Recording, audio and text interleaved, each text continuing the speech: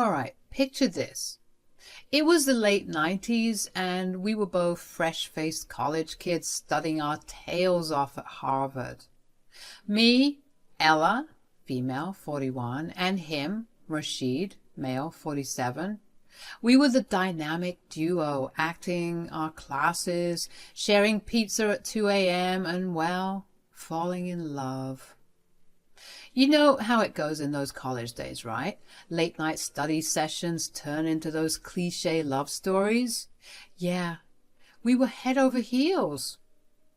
And trust me when I say he was perfect, like in every possible way. He treated me like a princess and was always telling me how much he loved me. But here's the kicker. While I was all in, ready to tie the knot and start our happily ever after, Rashid was dragging his feet. And it wasn't just a case of cold feet. It was like he had planted himself in cement shoes.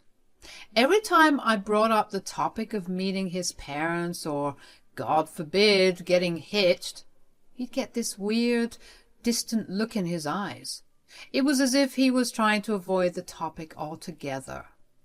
So, being the fiery gal I am, I finally couldn't take it anymore. We had this epic argument, and I accused him of lying to me, of hiding something big. Let me tell you, folks, that was the moment things went from 0 to 100 real quick. Ella and Rashid are sitting in their cozy living room, sipping on cups of tea. Ella looks at Rashid with a mixture of curiosity and frustration. Hey, Rashid, can we talk about something? Yeah, sure, Ella. What's on your mind? It's just that, well, we've been together for years now, and I can't help but wonder why you've been acting so weird about getting married and why I haven't met your parents yet. Rashid shifted uncomfortably in his seat. Ella, it's not that I don't want to get married or that I don't want you to meet my parents. It's just what, Rashid? You've been avoiding this topic for ages. It feels like you're hiding something. After some dodging, he finally said, Okay, fine. I've been keeping something from you, and I didn't know how to tell you. The reason I haven't introduced you to my parents and haven't proposed is because they don't know I'm marrying an American woman. What the frick? What does that even mean? What? Are you serious, Rashid? How long were you planning on keeping that from me? I know, Ella, it's not fair to you, but my parents have these traditional expectations.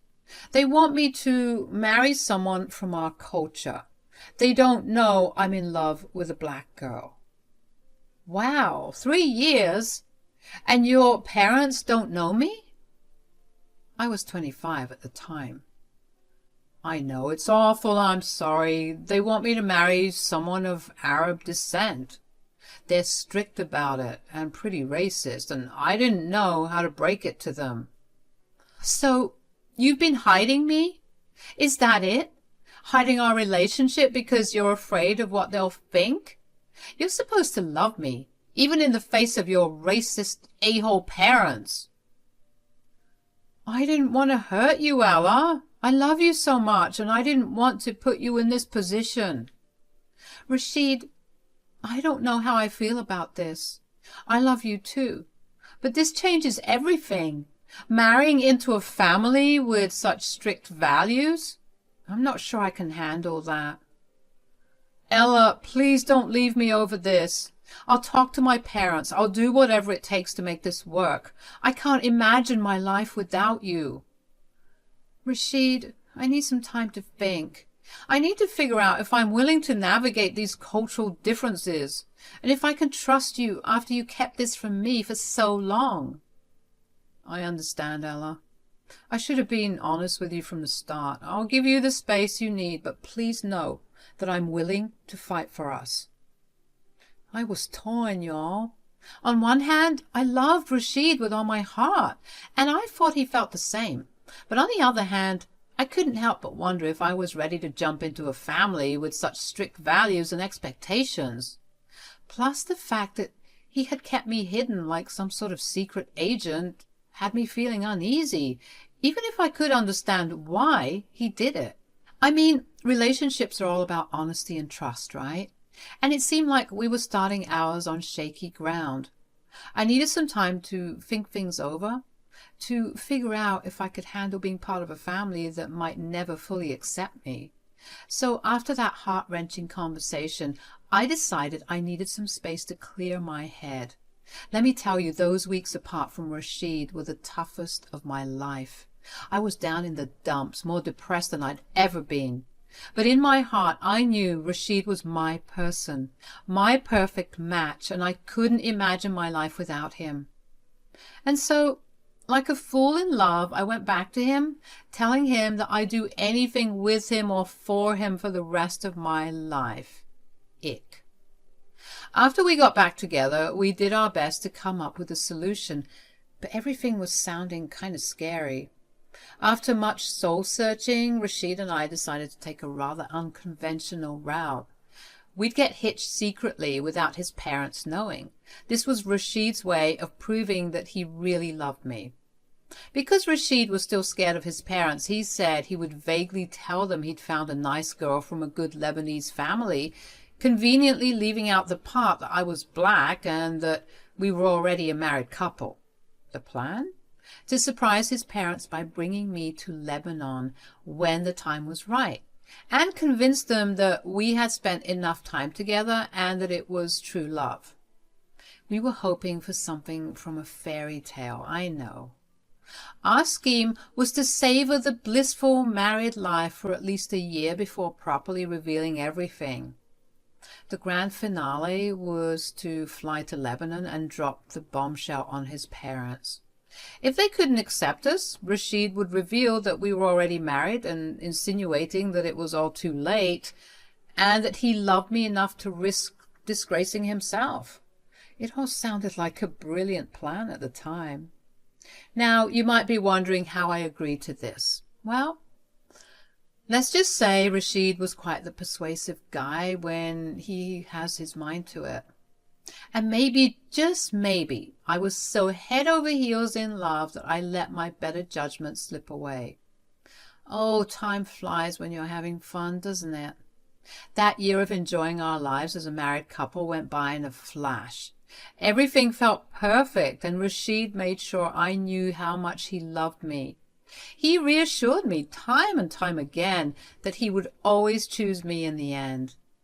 But as that first year ended and we got into our second, I couldn't help but wonder when we'd make the trip to Lebanon. He wasn't making plans like he said he would. I'd brought it up a few times, and each time Rashid seemed to put it off. He'd get all nervous and wary, saying he needed more time, that the longer we waited, the better. He believed that being married for a longer period would prove to his parents just how committed we were. And to be honest, we were really enjoying our time together, and we were procrastinating that impending wrath that we'd get. Our love was stronger than ever, and the thought of facing his parents' reaction was daunting. So against my better judgment, I agreed to wait one more year, but no more than that. I couldn't deny that a part of me wanted to believe that Rashid was right, that more time would make things easier. So that's what happened. We continued our lives as a happily married couple, cherishing every moment together while I counted down the days until our journey to Lebanon. During that time, I decided to take matters into my own hands. I was determined to make a good impression on my strict in-laws, and I thought learning Arabic might be the way to do it. So I dove headfirst into learning the language, and let me tell you, it was no easy feat. I spent hours poring over books, listening to podcasts, and practicing with Rashid whenever I could. I was on a mission to prove to his parents that I was serious about him and their culture. By the end of the year, too, I was nearly fluent in Arabic, and I thought, this is it. They'll surely be ready to meet me now. But Rashid, well, he was still hesitant. It felt like he was dragging his feet again, and I couldn't understand why. I mean, I had put in all this effort to learn their language, spending hours learning about Lebanese culture and how to cook Lebanese food, just to embrace their culture and prove my worthiness as a good daughter-in-law. And yet, he was still stalling. I knew I had to put my foot down. It was time for us to face the music, especially after I overheard conversations between Rashid and his parents. They were wondering when he would finally bring his dear wife to Lebanon. It was as if they were growing impatient too, and I couldn't let this go on any longer. Rashid, we've been patient long enough. When are you going to bring her to Lebanon? I want to see this girl. Yes, son, it's been 2 years now. I'm sure her family is impatient as well.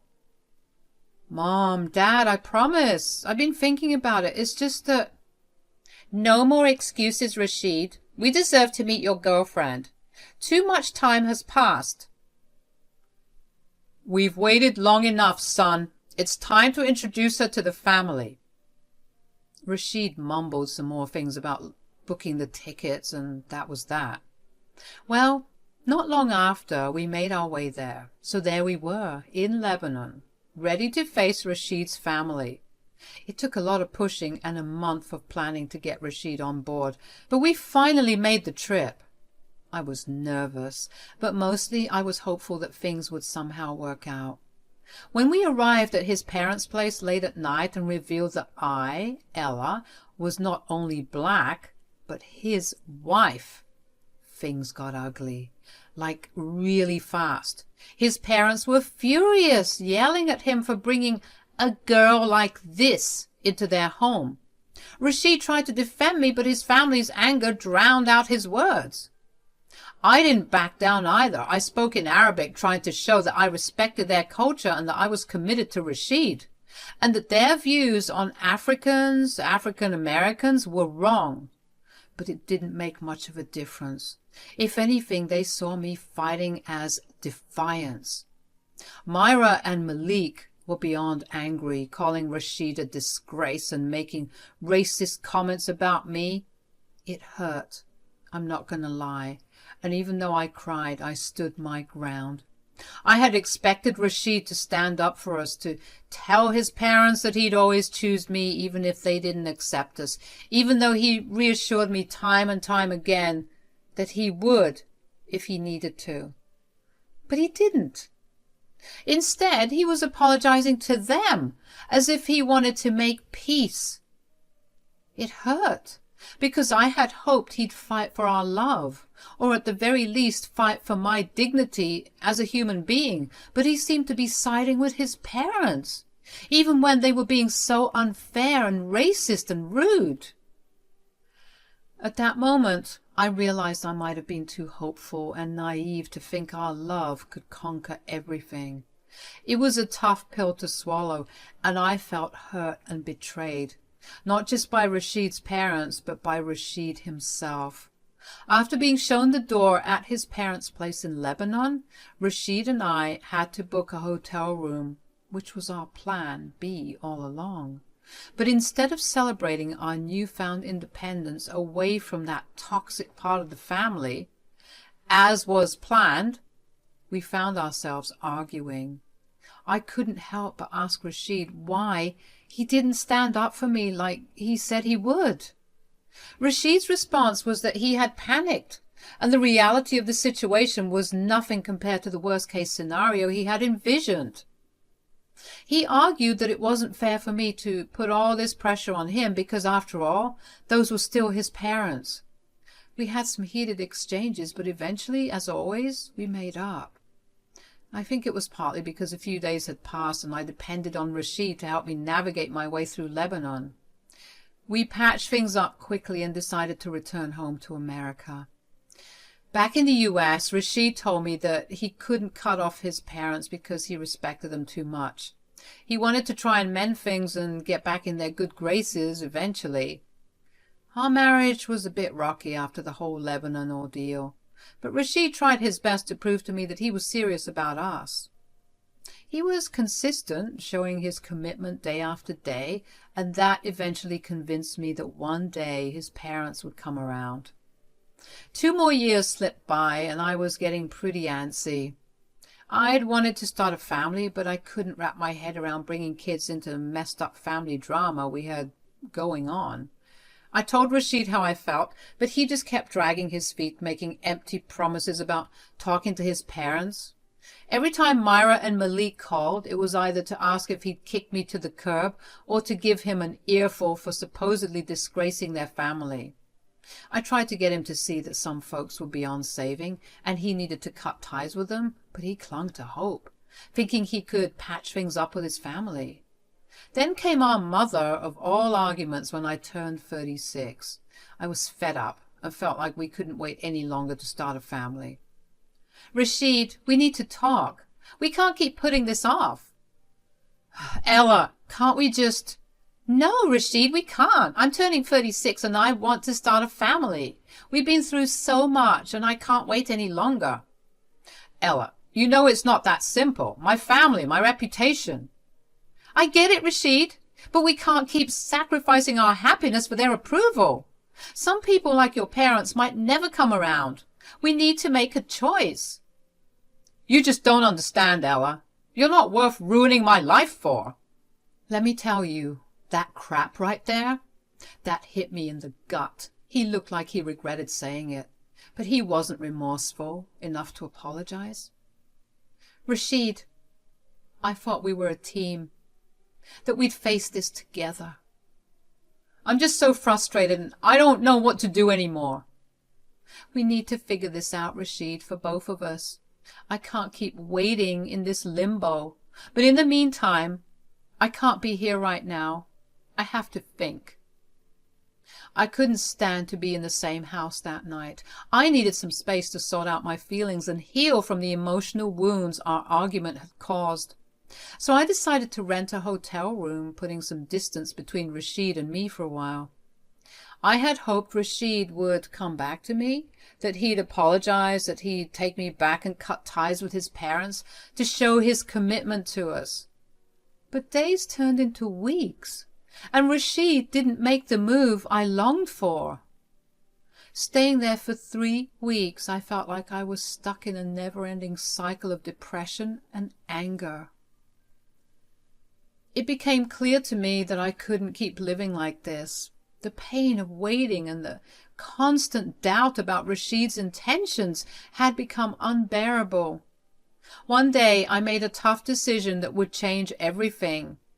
I managed to get my hands on divorce papers and I filled them out. I decided to leave them in our house when Rashid wasn't even home to avoid any confrontation. Deep down, I knew he had a way of talking his way back into my life. So I left those divorce papers along with the engagement ring he had given me. It was a heartbreaking choice, but I knew it was time to move forward, away from all the nonsense and drama. After I left those divorce papers and my engagement ring in the house, Rashid returned home from work and he was blowing up my phone.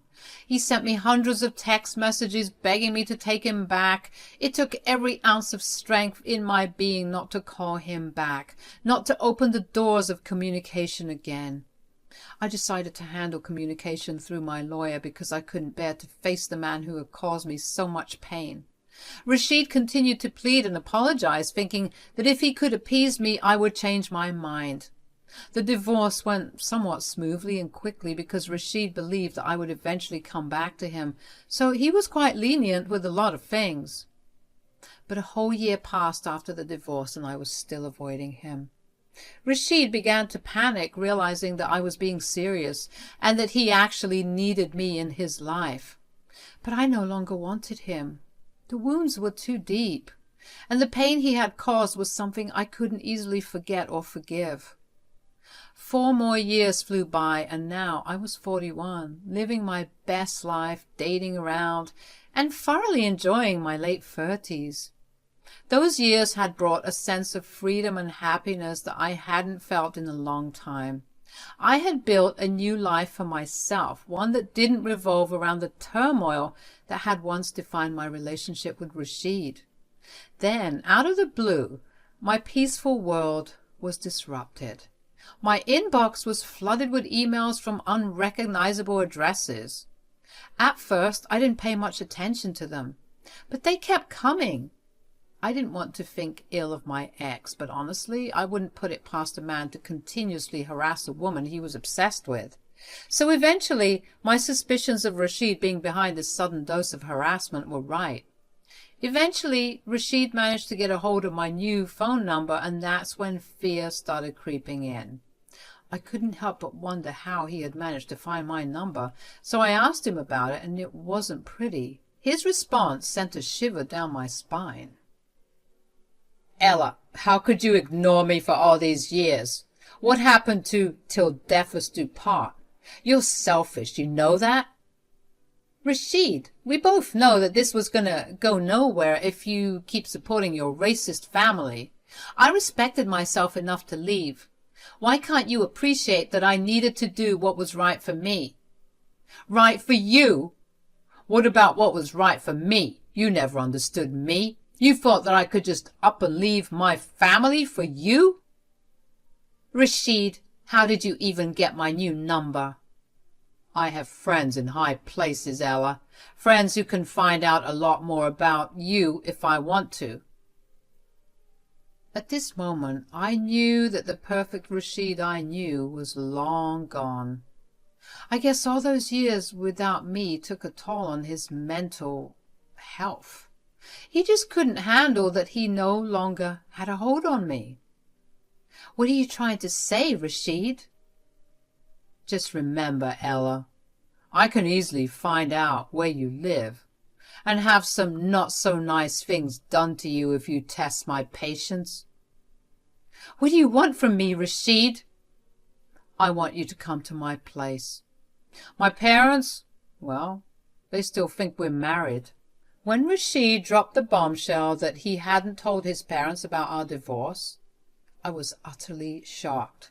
I couldn't believe he had kept something so significant from them for all these years. I was even surprised because I thought they would be glad to know that Rashid and I split up. He said he was too embarrassed to admit that it was me who had initiated the divorce. He claimed it would bring even more shame to his family because it turns out that they believed it was a disgrace for a woman to divorce a man. Typical. Then came his proposal. Rashid said that he would pay me to pretend to still be his wife, as his parents were finally coming around to the idea of me being part of the family after a whole decade, and they wanted to throw a party to celebrate. I was scared, not just because of what Rashid might do if I didn't comply, but also because I knew I had to get as far away from him as possible, and ensure it stuck this time. So reluctantly and out of fear, I agreed to be part of his lie. Little did he know that I had a plan brewing, one that would hopefully allow me to break free from this twisted web of deception and manipulation for good. The day of the party finally arrived, and I showed up as I had promised. The night before, Rashid had sent me $4,000 as a down payment for my participation, with the promise of the remaining sum after the party ended, provided he was satisfied with my performance of pretending to still be in love with him. As I walked into the party, I was taken aback by Myra and Malik's unexpected excitement. Their warm greetings and friendly gestures were a stark contrast to the hostility I had grown accustomed to over the years. It left me feeling off-kilter, like something wasn't quite right. Myra and Malik even made a little speech to the partygoers expressing their enthusiasm about having me back in their lives after so many years of what they referred to as misunderstandings. But I couldn't help but be skeptical. After all, nobody just turns around like that out of the blue without a hidden agenda. After the party had gone on for some time, Malik and Myra pulled me aside and showed me their true colors. "Look here, little girl. Just because we said all that crap about you on stage doesn't mean we mean it." Wow. Why does none of that surprise me? "How dare you talk back at her? You're nothing compared to her, you useless little—" "I don't care what you think about me. You two are horrible." "How dare you? I should slap you right now." "Go ahead. I'll have you in handcuffs quicker than you can say, I'm a racist piece of. Because of my shouting, some heads were being turned, and before I knew it, Rashid bolted over trying to de-escalate the drama. What the hell do you think you're doing? Teaching your parents some manners. Myra reached out as if to slap me, but Malik held her hand, telling her, not here, in Arabic. We called you here to tell you that we are tired of being distant from our son, even though he's made this foolish decision to marry someone like you. We don't want to keep him out of our lives forever. But if you think you can earn our good graces so easily, you have another thing coming. To please us, you have to pay off our mortgage. Excuse me?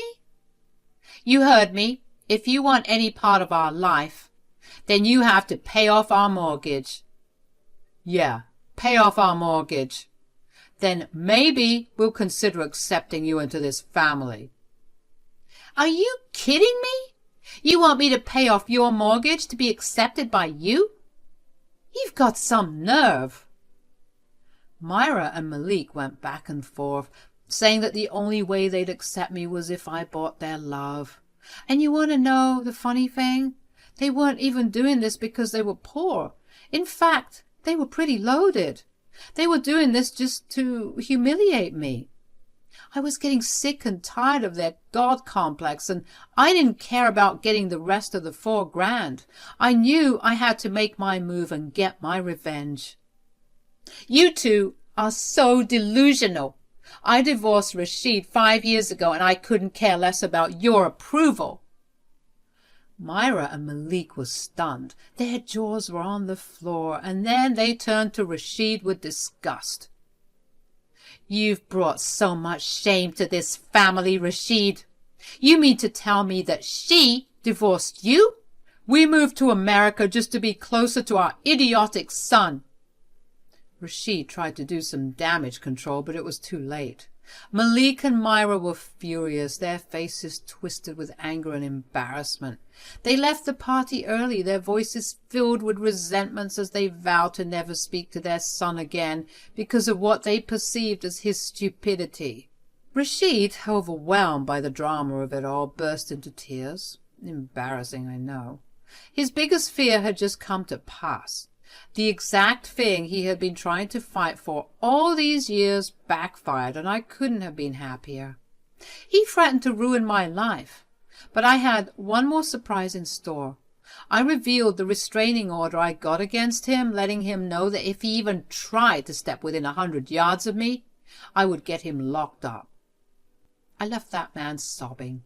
I walked away feeling everything from relief, vindication, and a sense of empowerment. After all the pain and crap he had put me through, I couldn't help but let out a laugh at the sight of seeing him suffer so much.